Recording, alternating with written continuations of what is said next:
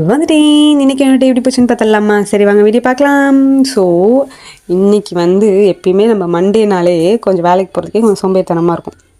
ஆனால் இன்றைக்கி எப்படி இருந்துச்சு? ஃபுல்லாக மழை. நேற்று வீட்டில் இருந்தோம், மழையே பெய்யல, கொஞ்சம் தான் பெய்யுது.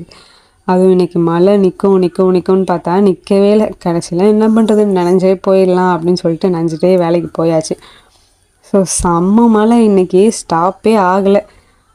அதுக்கப்புறம் அப்படியே போயிட்டு வேலையை முடிச்சுட்டு திரும்ப வீட்டுக்கு வரும்போதும் பார்த்திங்கன்னா ஒரு மாதிரி தூறல் போட்டு தான் இருந்தது.